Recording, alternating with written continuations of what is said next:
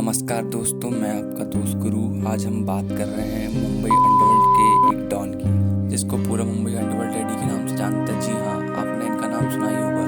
ये है अरुण गौली।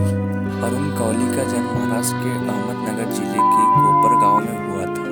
गौली ने महाराष्ट्र में विधानसभा सदस्य आशा गौली से विवाह किया है।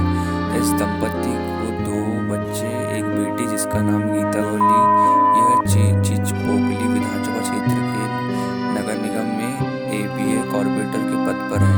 दूसरा बेटा है जिसका नाम महेश गौली है। जी हाँ, अरुण गौली के परिवार में उनके माता पिता, एक भाई भी है।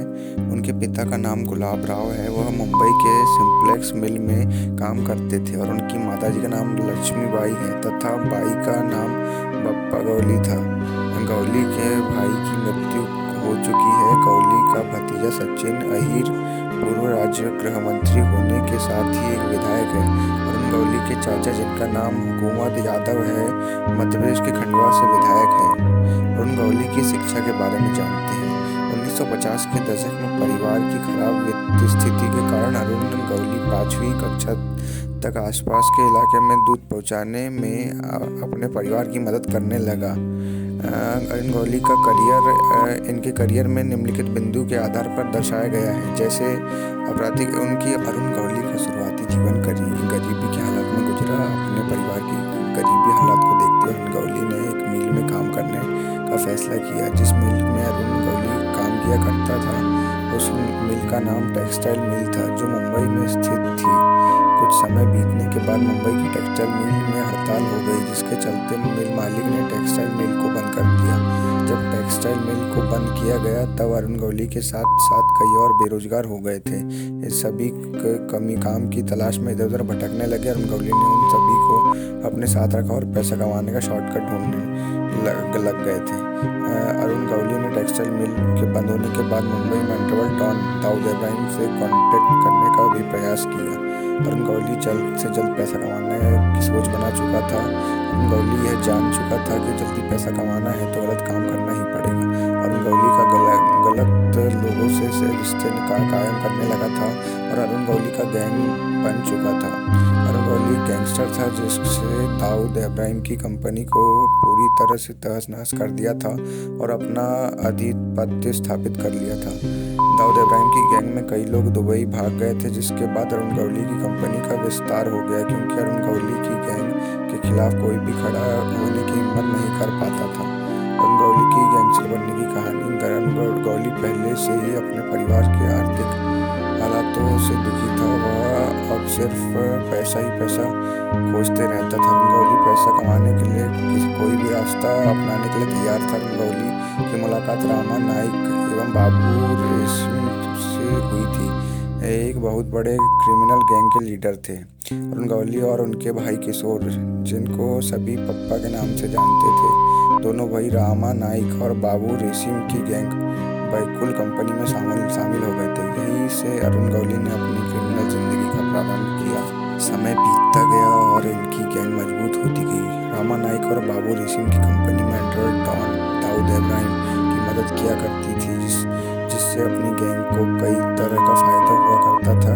कई बार बायकुल्ला कंपनी में दाऊद इब्राहिम को बचाने में मदद की थी। धीरे धीरे समय बीतता गया और 1984 में रामा नाइक ने दाऊद इब्राहिम की मदद की थी, क्योंकि दाऊद इब्राहिम का सबसे प्रतिद्वंदी व्यक्ति पठान गैंग का लीडर समाद खान था।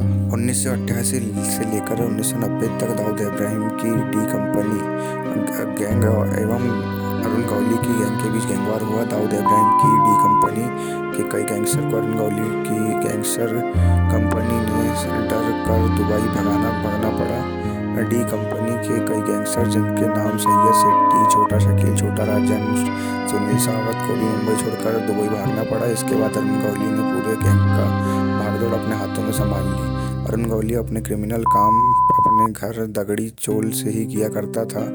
अरुण गौली के द्वारा दगड़ी चौल से ही सभी गलत काम किए जाते थे। ऐसे कोई सा भी क्रिमिनल धंधा था जो अरुण गौली के द्वारा नहीं किया जाता था। हर गलत काम अरुण गौली के द्वारा किए जाते थे। यदि किसी की हत्या की सुपारी अरुण गौली के पास आती थी तब वह उसे मार दिया करता था। किसी धनी व्यक्ति को लूटना और उसकी हत्या कर देना अरुण गौली के बाएं हाथ का काम था, क्योंकि उसकी गैंग बहुत बड़ी हो चुकी थी। अरुण गौली एक ऐसा व्यक्ति है जो पूर्व का गैंगस्टर होने के साथ साथ एक राजनीतिक के साथ रूप में भी देखा जाना जाता है। अरुण गौली एक गैंगस्टर था, तब शिवसेना पार्टी से जुड़ा था और अरुण गौली को बचाने में शिवसेना पार्टी मदद किया करती थी। एक बार जब शिवसेना पार्टी के अध्यक्ष एक भाषण दे रहे थे तब उन्हें उस भाषण में कहा था कि यदि पाकिस्तान के पास दाऊद इब्राहिम है तो भारत के पास अरुण गौली है। अरुण गौली के अच्छे रिश्ते शिवसेना पार्टी के साथ थे, लेकिन अचानक ही अरुण गौली के रिश्ते शिवसेना से खराब होने लगे थे। शिवसेना के साथ रिश्ते बिगड़ते के बाद अरुण गौली ने गैंग के कई लड़कों को शिवसेना के कार्यकर्ताओं को मार दिया था। अरुण गौली के साथ बिगड़ते हुए इस रिश्ते को कई बार सुधारने की कोशिश की गई थी, परंतु अरुण गौली के साथ शिवसेना के रिश्ते कभी नहीं सुधर सकते थे। अतः अंत में शिवसेना के अध्यक्ष ने अरुण गौली को दूरी बनाए रखने का फैसला किया, क्योंकि उनकी पार्टी के कार्यकर्ता को मार दिया गया था। अरुण गौली के शिवसेना से नाता तोड़ लिया। अरुण गौली ने कई राजनेताओं एवं अपने गैंग के लीडर के साथ मिलकर खुद की एक राजनीतिक पार्टी बनाने का फैसला किया। अरुण गौली ने कई राजनेता एवं कार्यकर्ताओं के साथ मिलकर अपनी खुद की पार्टी बनाई और उसी पार्टी का नाम अखिल भारतीय सेना रखा था। अरुण गौली अपनी पार्टी को निरंतर आगे बढ़ता रहा, क्योंकि अरुण गौली ये जानता था कि यदि वह राजनीति से दूर रहेगा तो पुलिस उसका कभी भी इनकाउंटर कर सकती है।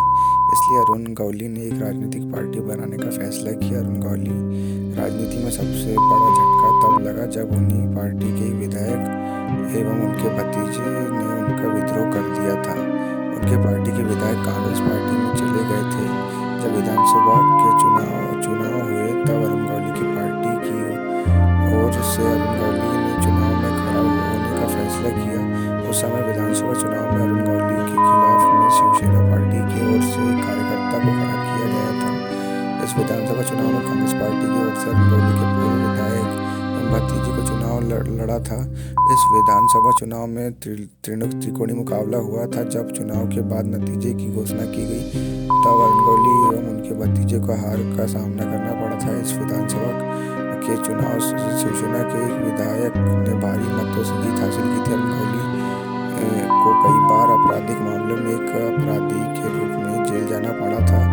अरुण गौली को अपने आपराधिक मामलों में कारण तकरीबन 10 साल से अधिक समय तक जेल में रहना पड़ा। अरुण गौली के बारे में ऐसा कहा जाता है कि जब अरुण गौली बंद था तब वहां से जेल से अपना धंधा चलाया करता था। वह बहुत ही निर्दयी व्यक्ति था। अरुण गौली जेल में रहकर अपहरण, वसूली सब करता था।